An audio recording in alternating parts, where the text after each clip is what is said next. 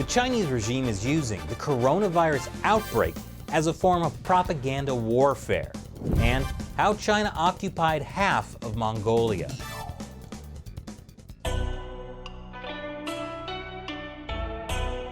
This is China Uncensored. I'm Chris Chappell. As more information comes out about the deadly coronavirus, we are finally getting answers. There's been a lot of questions about where the blame for the virus's spread should lay. Chinese people eating bat soup? A leak from a Chinese biolab? A cover-up at the highest levels of the Chinese Communist Party? No, turns out America's to blame.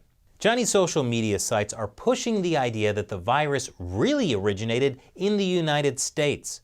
Clips from Taiwanese TV and mistranslated captions from American reporting are used to back up the case. Like this one, where the Chinese caption says that the CDC confirms the first case of the coronavirus originated in the US. It's not clear whether that translation was state-backed or if it's just a reading comprehension issue by whoever made the Chinese caption. But the Chinese Communist Party is turning the coronavirus outbreak into a big propaganda push. They published this huge, glossy book called A Battle Against Epidemic, China Combating in 2020. It basically compiles all official state media reporting about the coronavirus. And guess what the message is? The Chinese Communist Party, despite all evidence to the contrary, and despite the broad undercurrent of popular anger on Chinese social media, has faced the epidemic with great wisdom and effectiveness from the start. I get it. We all believe we're the hero of our own story, even if we're an authoritarian dictatorship that routinely kills our own citizens. To be clear, I'm not using the royal we here. Anyway, the book has gotten rave reviews in Chinese media, not least because it was published by their ultimate boss, the Central Committee Publicity Department, formerly known as the Propaganda Department. The Chinese regime is also taking the propaganda battle to American social media banned in China, like this poll by state-run Xinhua News. In China's fight against the coronavirus outbreak, which part impresses you most? Gosh, there are so many good choices. It also doesn't help that the World Health Organization is lavishing praise on how the Chinese Communist Party has responded to the outbreak. One WHO official even said this. If I had COVID-19, I want to be treated in China. Yes, will it be the box treatment for you, sir? Or the welded in your home to starve treatment? Or perhaps the more plebeian, thrown into a hastily built, overcrowded quarantine center treatment. Meanwhile, the popular WeChat messaging app has been censoring coronavirus content for months. And many citizen journalists and whistleblowers who have spoken out about the coronavirus have been jailed or simply disappeared. But Chinese coronavirus propaganda doesn't always go as planned. State-run media released this video of female medical workers getting their heads shaved. It was supposed to be a, wow, look at how dedicated these women are, shaving their heads so they can fit into their medical gear better. But it came off more as a group of men humiliating a bunch of women in tears.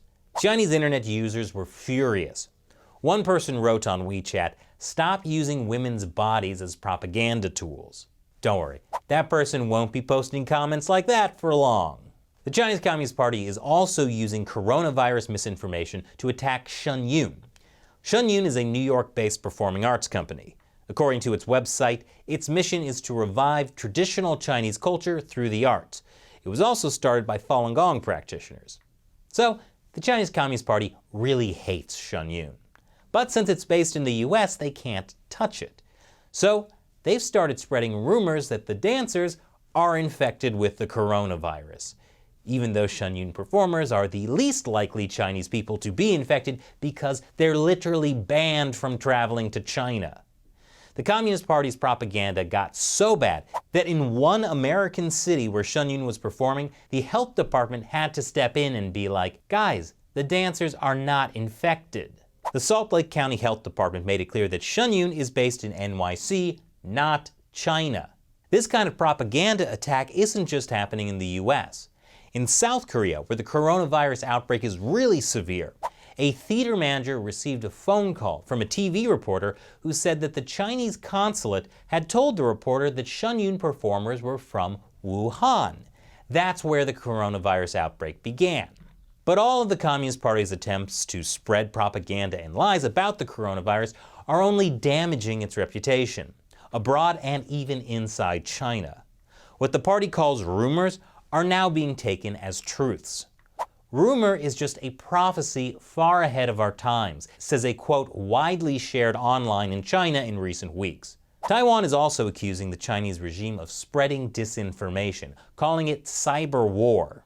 This week, Taiwan's government reported an increase in fake online reports about the coronavirus on the island and blamed China's internet army for being behind the misinformation. I mean, just because there's an outbreak of a deadly disease doesn't mean you have to stop being petty. And coming up after the break, why does China occupy half of Mongolia?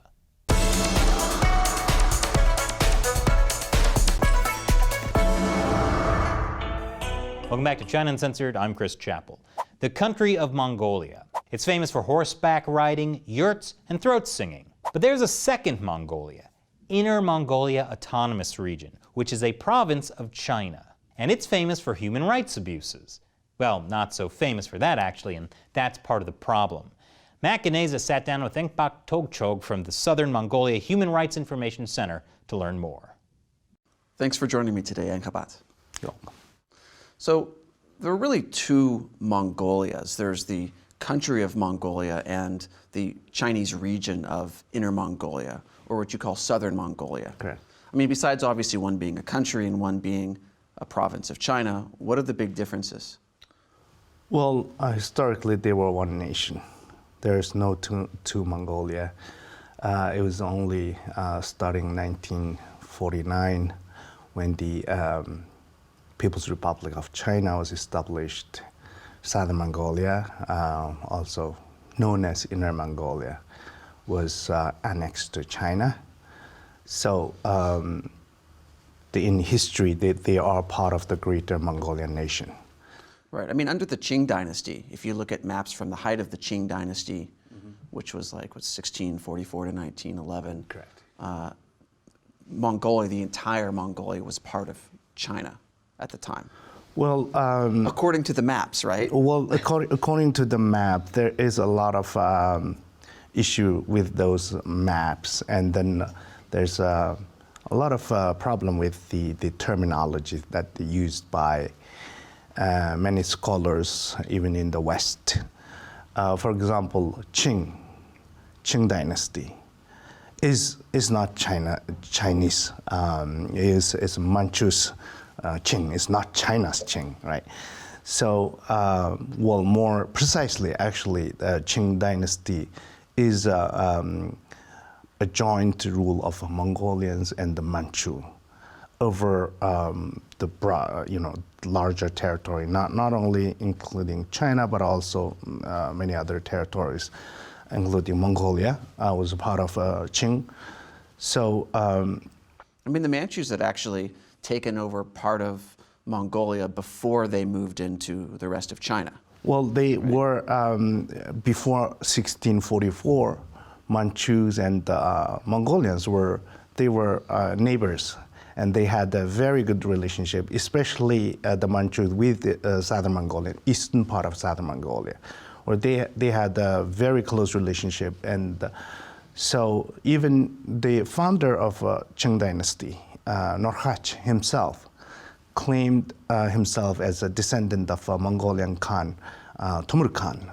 So they at the beginning of the Qing dynasty, it was really, Manchu really considered themselves as a legitimate descendant of Mongolian nation. So really, China has been part of Mongolia for hundreds of years. Yes, that was during the the Mongolian Empire. China was just one province of greater Mongolian. Right, so China's Empire. been part of Mongolia since ancient times, right? Yeah, That's well, the way to phrase it, I think. But now the Chinese are claiming that Mongolia, not only Mongolia, Tibet, and also Uyghurs were part of China from long time ago, since the few thousand years ago, but which is not true. I mean, the Mongolia actually is a separate nation. If you look at the history between Mongolia and China, right, there's a Great Wall between Mongolia and China. Right, the Great Wall is sort of at the southern border of what today is the Chinese Inner Mongolia. Right. So yes, first of all, the term, I would like to say a few words on the terminology that you use, Inner Mongolia. You also use a terminology about Southern Mongolia. Nemenggu in yes, Nemenggu. The term Inner Mongolia is highly propagandistic, and it's highly Sinocentric terminology. Of a direct translation of the Chinese term called Nemenggu. It's implying that this part of Mongolia is integral part of China or inner part of China. So there's a territorial claim with this terminology, and so and then on the other hand, if you look at the history of Mongolia, if you look at the map of Mongolia, so when you say inner, you are standing in Beijing or heartland of China, and then it looks to the Chinese. The Southern Mongolia looks inner, and the Northern Mongolia looks like outer. But if you look at the if you stand in Mongolia and look at the map, then it's inner is actually the independent country of Mongolia should be inner, and Southern Mongolia is outer. And actually, there is a very interesting book published in early 20th century by Danish traveler. His name is Henning Haslund. The book is entitled In Secret Mongolia. There's a very interesting map published in the book showing that Inner Mongolia is independent country of Mongolia. Outer Mongolia is Southern Mongolia. So it's really depend on from whose perspective you look at the map. So, but we traditionally never say ourselves as inner, because there's no reason for us to say inner and outer. We just, the term Southern Mongolia is from the Mongolian word Over-Mongol. All Mongolians still use today Over-Mongol, which means Southern Mongolia, south of Gobi Desert. Northern Mongolia, which is independent country of Mongolia, Outer Mongol. That's it. There's no political meaning whatsoever of inside of which country. This is just geographical terminology, but now used by the Chinese as inner, which is our land, inside of China, outer, which is outside of China. That's why it's a very Sinocentric terminology. So what's it like nowadays to be ethnically Mongolian living in China's Inner Mongolia Autonomous Region, or what you call Southern Mongolia? Southern Mongolia. So, Southern Mongolia is just like Tibet and East Turkestan is an occupied nation, occupied by the Chinese. It's a Chinese colony. So happy ethnic minorities? No, there's like because state-run media told me that everyone was happy. No. if you it's like as a second-class citizen, treated as like second-class citizen. We do not have any basic human rights. We do not have any fundamental freedoms, let alone political autonomy. So the people who demanded the autonomy. National autonomy, which was promised by the Chinese Communist Party, were now sent to jail and considered separatist, and their family members are imprisoned. For example, Mr. Hada, who in early 1990s demanded the autonomy, genuine autonomy, and self-determination, which is part of basic human rights. China calls it the Inner Mongolia Autonomous Region, so it's therefore one of the least autonomous parts of China, right? It is the first the so-called autonomous region set up by the communist China. And then they, again, Southern Mongolia was always the guinea pig of Chinese all, ethnic policies, including, like the ethnic autonomy, which was experimented in Southern Mongolia first, and then they realized that this model works. So they used the same model in Tibet and in East Turkestan. So and then when there is every time when there is a political movement, especially toward the ethnic minorities, so-called ethnic minorities, it is experimented in Southern Mongolia. So, for example, during the 1960s and 70s. Because of Cultural Revolution. Cultural Revolution. During that period of time, the Chinese government carried out the large-scale genocide in Southern Mongolia. And then at that time, the total population of Southern Mongolia was 1.5 million, and 1/3 of the population was impacted. And then they killed thousands and thousands of people. They killed at least 100,000 Mongolians. 100,000 100,000 Mongolians, and then 500,000 were imprisoned, sent to jail, and tortured and maimed. So even Chinese government official statistics support this. 100,000 Mongolians were killed just for being who they are, just for being basically Mongolian. for being their ethnicity. Yes. It's interesting because the Communist Party claims to be the party for all races and peoples, and then they're super racist against Mongolians, against Tibetans, against Uyghurs, right? It's just like they go by what's the race of the person, and they persecute these groups. I like the word the racist you mentioned. Yes, it is. Chinese are the most racist people I have ever seen. Well, the Chinese Communist Party, let's say. If you look at the Chinese history, right? So Great Wall is there. It is the earliest evidence of racial segregation in human history. And it is testimony to the history between the Mongolians and the Chinese. So for thousands of years, the racial segregation is never new to the Chinese. If you look at the history, right, the Great Wall was built in 2,000 years ago, and then at that time they already, racially segregate people. They call the people in the north as all barbarians, one word, and then the Tibetans, Mongolians. I think they were jealous because Mongolians are so good at wrestling. Well. It's a part of Mongolian, tradition, right? The wrestling and Mongolians not only is really strong people, physically fit, but also it's a very they good at waging wars, and the Mongolians. The horseback riding. Yeah, horseback riding. And the Mongolians are warrior people, and not only that, Mongolians are really good at conquering other nations and then administering the other nations. Actually, if you look at the Mongolian history in the 13th century, especially under the Kublai Khan's time, and in that time, Mongolia was actually international nation. It was very diverse, and then the capital of Mongolia had probably just like modern day New York. There's so many.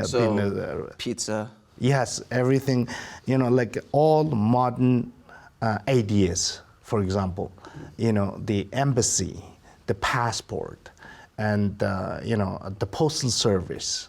In the 1200s? All these religious freedom, world's first religious summit was held in the capital of Mongolia at that time. And then all major religion were freely debating, and then the Mongolia were really open-minded people, and not like the ones that described by the Chinese, and then Mongolians are barbarians, illiterate. No, the Mongolians are very open people, and They had a really amazing issue.